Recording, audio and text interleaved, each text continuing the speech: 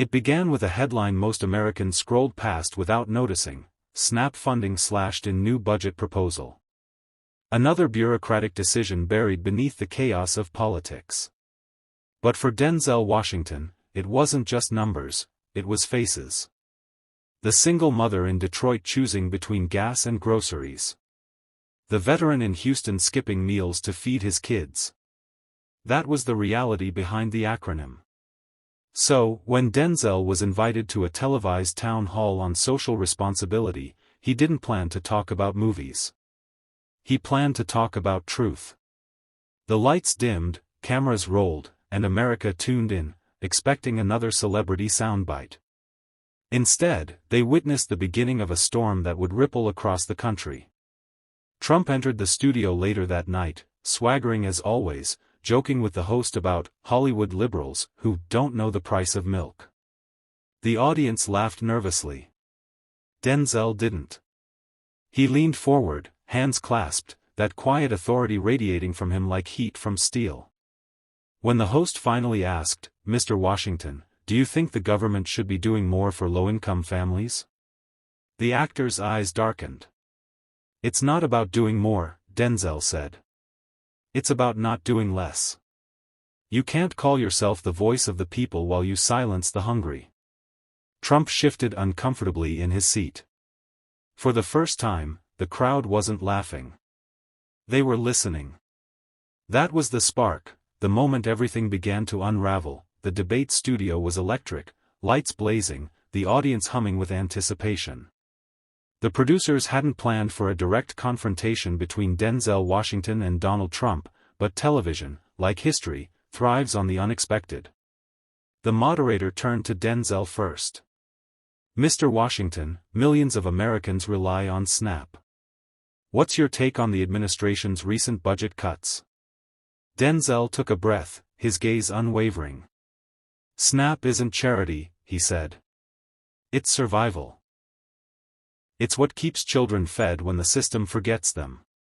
Cutting it isn't about saving money, it's about erasing people from the map." Trump smirked, leaning back in his chair. "Look, Denzel's a great actor, one of the best. But he's reading from the wrong script tonight. America can't afford to feed everyone. People need to work, not wait for handouts." The crowd gasped. Some clapped, others murmured disapproval. But Denzel didn't flinch. He leaned slightly forward, his voice calm but razor-sharp. "You talk about work, Mr. President, but how does a mother work 2 jobs and still come home to empty cabinets? How does a veteran find a job when the system that promised to support him turns its back?" Trump laughed, the kind of laugh meant to dismiss. "You Hollywood types love drama," he said. Denzel smiled, almost sadly. "Drama? No. This is real life. And you forgot the hungry." The audience fell completely silent. Even the moderator froze. The words hung in the air, heavy, haunting, impossible to ignore. It wasn't a punchline. It was a reckoning. In that moment, the divide between power and truth became visible, drawn right there under studio lights. By sunrise, the clip had already hit 12 million views. The hashtag "You Forgot the Hungry" was everywhere, from Twitter to TikTok, from cable news to kitchen tables. America woke up divided, outraged, and glued to their screens. Some called Denzel Washington the voice of the people. Others called him a Hollywood hypocrite. But no one was silent. Major networks replayed the confrontation on loop, Denzel's calm, cutting delivery versus Trump's dismissive smirk. It wasn't just a moment anymore, it was a movement. On breakfast shows, pundits debated whether a movie star had any right to lecture the president. On the streets of Chicago, New York, and Atlanta, people began holding signs that read, "Forgotten no more." Trump's team went into panic mode. Aides scrambled to craft a response that wouldn't make things worse, but Trump himself had already taken to Truth Social, typing furiously. "Denzel Washington, great actor, terrible thinker. Doesn't understand economics. Typical Hollywood elite. The post exploded, but instead of silencing Denzel, it backfired. People started posting side-by-side photos, Trump at a luxury dinner, Denzel serving meals at a community center. That same afternoon, Denzel's foundation website crashed under the traffic surge. Donations to food banks tripled in 48 hours. Celebrities, pastors, and activists joined the wave, echoing his words, "You can't call yourself the voice of the people while you silence the hungry." Even news anchors who normally avoided politics couldn't resist. One remarked live, "It's rare to see truth cut through noise like that." Washington didn't perform, he exposed. What had begun as a single debate segment had become a national moral test. America wasn't just asking who was right. They were asking who still cared. The White House was fuming. Overnight, the administration's image had been dragged through the mud, not by a politician or a journalist, but by an actor. And not just any actor, Denzel Washington, a man whose word carried more moral gravity than most senators combined. Trump didn't like that. Not one bit. Inside the West Wing, advisors begged him to move on. "Mr. President," one aide said, "if you ignore him, the story will die in a few days." But Trump wasn't the ignoring type. By noon, he had ordered a press conference, cameras flashing, reporters swarming. He stepped up to the podium, chin high, voice sharp. "Denzel Washington, nice guy, great movies," he began, that familiar sarcasm dripping through his words. "But let's be honest, these actors live in mansions, eat steak every night, and they want to tell you how to live. He's out of touch. I'm fighting for real Americans, not Hollywood phonies." The crowd of loyal reporters applauded. But beyond the room, it sounded hollow. On social media, fact-checkers dismantled his claims within minutes.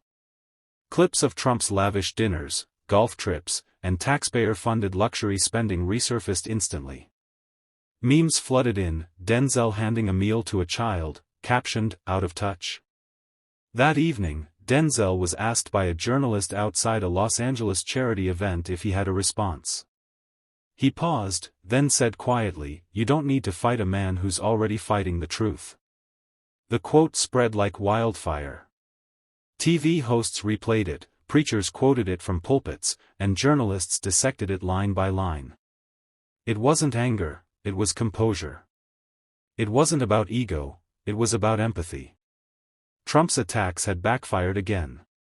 Every insult he threw only deepened the contrast, a shouting politician versus a calm man with conviction.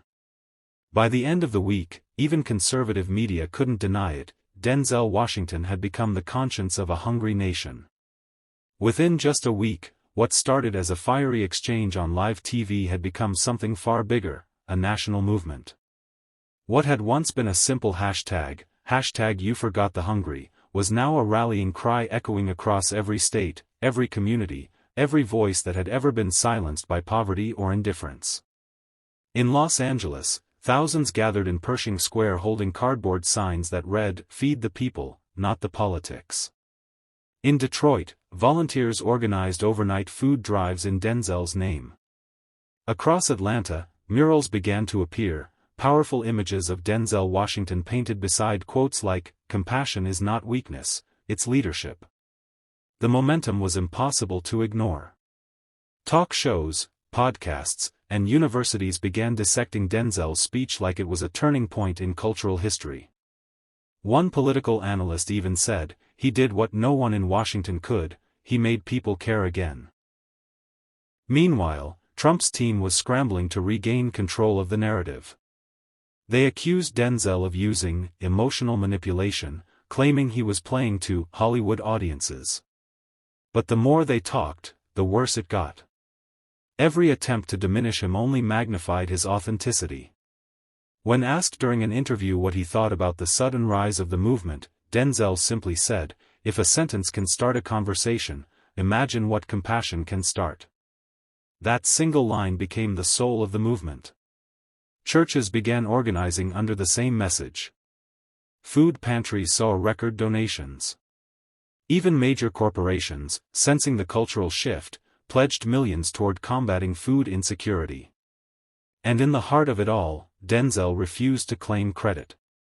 "This isn't about me," he said during a CNN segment. "This is about reminding America that hunger doesn't care about your politics." The power of his words transformed what was once political theater into something sacred, a collective awakening. For the first time in years, Americans were looking beyond party lines. They were looking into each other's eyes, and realizing that empathy, not division, was what truly defined a nation. In the private quarters of Mar-a-Lago, the television screens flickered late into the night. Every channel showed the same thing: Denzel Washington's calm face beside headlines like, "The Star Who Spoke for the Hungry." Trump sat in his gold-trimmed chair, fists clenched, remote in hand. The anger in the room was suffocating. Aides kept their distance, even his most loyal advisors didn't dare speak first. "Do you see this?" Trump barked, pointing at the screen. "He's an actor. An actor. And they're treating him like some kind of hero." His voice cracked between fury and disbelief. "We built the strongest economy. We gave people jobs. And now he's turning them against me with a quote and a smile?" No one answered. They didn't need to. They knew what this meant. When Trump felt mocked, he became unpredictable. By morning, his team had been ordered to find anything on Denzel: old interviews, political donations, even movie scripts that could be twisted against him. One staffer whispered, "He wants blood, not facts." But nothing stuck. The more they dug, the clearer it became: Denzel's record was clean, his reputation ironclad. He wasn't a politician chasing votes, he was a man speaking truth to power. Meanwhile, in Washington, whispers began to spread. Lawmakers privately admitted they were impressed. "He said what we've all been too afraid to say," one senator confessed off camera. He called out the hypocrisy, and the people listened. Behind closed doors, Trump's inner circle realized something terrifying: the old playbook of insults and distraction wasn't working. The more he attacked, the more the public turned away. In contrast, Denzel remained serene. When a reporter asked if he feared retaliation, he smiled faintly and replied, "You can't scare someone who stands for something." That sentence, "You can't scare someone who stands for something," was replayed across news channels like a national anthem. It was courage distilled into words. For the first time in a long while, Trump wasn't controlling the story. He was trapped inside it, while Denzel Washington rewrote the narrative of American conscience, one truth at a time. By the second week, it was no longer just a trending story, it was a national reckoning. What Denzel had said had moved beyond screens and headlines, it had seeped into the heart of America's conscience. The phrase, "You forgot the hungry," had become a mantra for a generation that was tired of watching leaders forget the people they were meant to serve. In Hollywood, the response was immediate. Actors, musicians, and directors began using their platforms to amplify Denzel's message. Major film studios donated millions to food charities. Talk shows featured panels discussing moral leadership instead of celebrity gossip. Even late-night comedians, who often avoided serious topics, devoted entire monologues to the story of how a single actor's courage had exposed a nation's apathy. Across the country, church bells rang in solidarity. Faith leaders of every denomination, Christian, Muslim, Jewish, Buddhist, came together in unprecedented unity, delivering sermons about compassion, dignity, and moral duty. When a man reminds the powerful of their promises, one pastor declared, that man becomes a prophet, not a performer. Meanwhile, the streets echoed with the sound of people demanding better.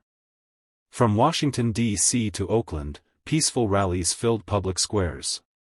Volunteers handed out food, children carried handmade signs, and entire families stood shoulder to shoulder, chanting, "We are not forgotten."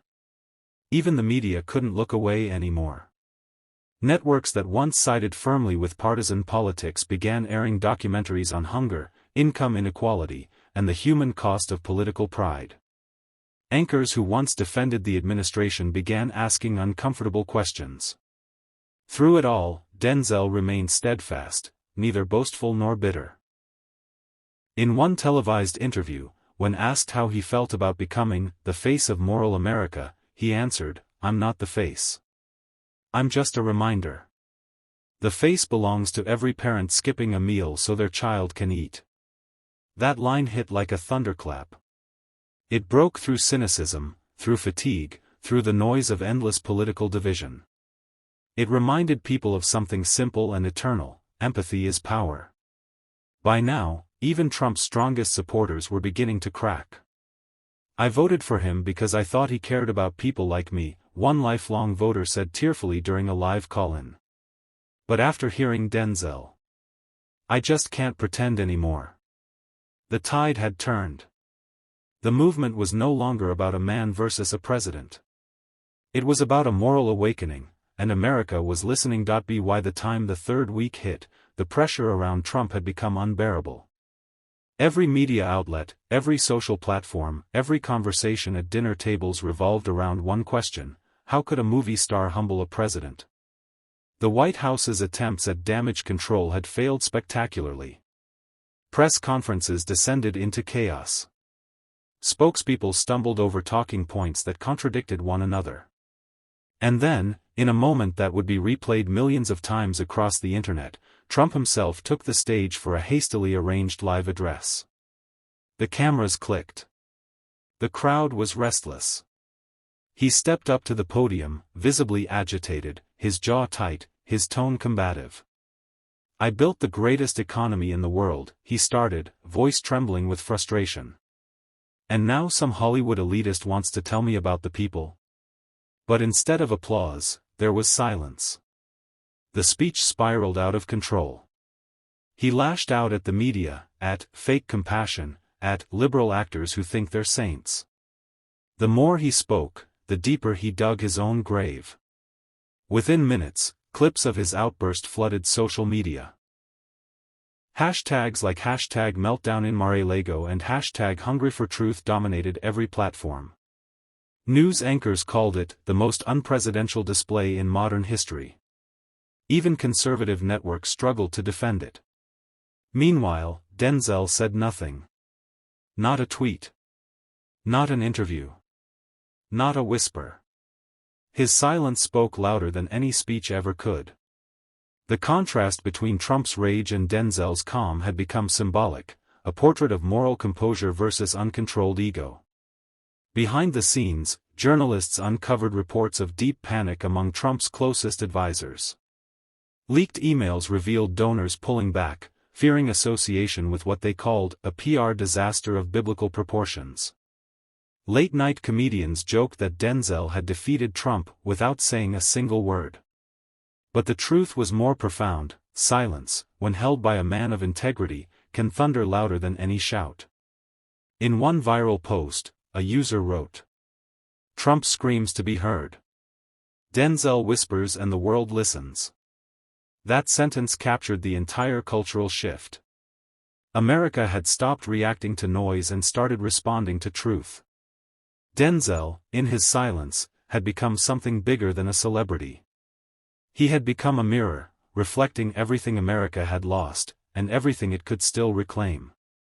In the weeks following Trump's meltdown, something extraordinary happened: America began to look inward. The outrage that had initially fueled hashtags and headlines evolved into something deeper, quieter, and infinitely more powerful: reflection. Churches, schools, and community centers became hubs of conversation. People weren't just talking about Denzel or Trump anymore, they were talking about themselves, about the system, about the faces of hunger they had walked past on their way to work. The Snap scandal, once dismissed as policy noise, now had names, stories, and tears attached to it. News anchors broadcast stories of single mothers denied assistance, veterans sleeping in cars, children fainting in classrooms because of empty stomachs. It wasn't abstract anymore, it was painfully real. And every time one of these stories aired, Denzel's words echoed in the background. "You forgot the hungry." Celebrities started funding food programs across all 50 states. But it wasn't just Hollywood anymore. Truck drivers, teachers, firefighters, even small-town diners organized "No One Eats Alone" drives. It became a cultural movement, one that united people who hadn't agreed on anything in years. Trump, meanwhile, had gone uncharacteristically quiet. His advisors urged him to reappear, to reclaim the narrative. But he couldn't. Every public statement backfired. The nation had seen too much. The illusion of strength had cracked, revealing a man consumed by ego, blind to empathy. One particularly haunting moment came during a primetime interview with a former SNAP recipient. When asked what she thought about Trump's comments, she didn't raise her voice. She simply said, "He forgot we exist." That clip played across every major network. It was a dagger to the administration's image, and a validation of Denzel's callout. As the cultural momentum grew, late-night hosts started referring to it as the Denzel Effect. Analysts noted that, unlike political movements built on outrage, this one was built on conscience. It wasn't red or blue, it was human. By the end of the month, donations to hunger relief organizations had tripled. Congress, under immense pressure, held emergency hearings on food insecurity. Denzel's speech had sparked not just anger, but reform. And still, he remained humble. When approached by reporters outside a studio, he simply said, "I just told the truth. America did the rest." By the end of that turbulent month, America didn't just witness a political scandal, it witnessed a moral shift. The words that had once seemed like a fleeting Hollywood soundbite, "You forgot the hungry," had become a national rallying cry, carved into the conscience of millions. Congress passed the Emergency Food Equity Act, a bipartisan bill that restored SNAP benefits and expanded funding for food assistance nationwide. For the first time in years, lawmakers from opposing parties stood together on the same stage, not for optics, but for purpose. When a reporter asked what had inspired the sudden unity, one senator replied simply, "Sometimes it takes a voice from outside this building to remind us what humanity sounds like." That voice, of course, belonged to Denzel Washington. Yet he never claimed credit. While news outlets hailed him as the conscience of Hollywood, Denzel refused interviews and avoided red carpets. Instead, he visited shelters and community kitchens, unannounced, unfilmed, unseen by the cameras that once chased him. Those who met him said he spoke softly, asked questions, and listened. Meanwhile, Trump's influence continued to fade. His once ironclad base had fractured. The endless shouting, the insults, the blame, all of it sounded hollow next to the calm conviction of one man who had simply spoken truth to power.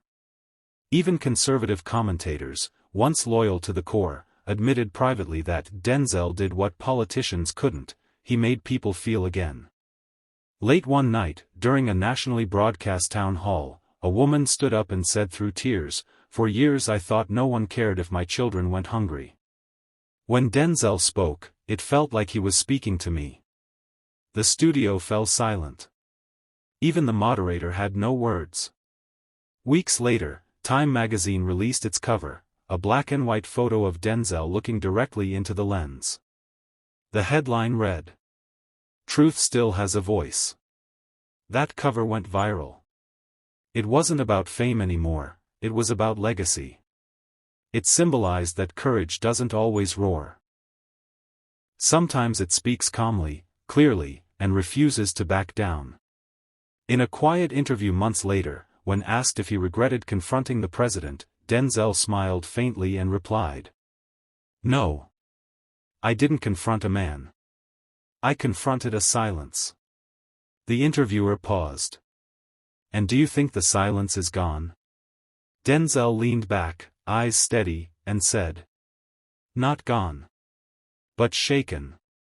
And with that, the camera faded to black, leaving an image not of celebrity or controversy, but of conviction. The story wasn't about one man humbling another.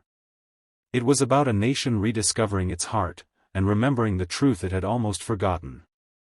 A country that feeds the powerful but starves the weak will eventually choke on its own pride.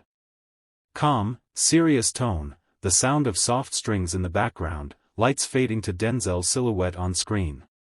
Power is loud. Truth is quiet. But when truth finally speaks, even kings listen. Denzel Washington didn't just call out corruption, he reminded America of its forgotten promise, to protect the weak, to feed the hungry, and to never let pride silence compassion. This wasn't about politics, it was about humanity. And sometimes, one voice, one sentence, can change the course of a nation. Remember this, real strength isn't in domination, it's in decency. I'm telling you right now, the world doesn't need louder leaders. It needs braver ones. Soft pause, then the music swells slightly. If this story moved you, don't just scroll. Speak out. Stand up. Feed someone forgotten. Because silence feeds injustice. And your voice might be the one that ends it.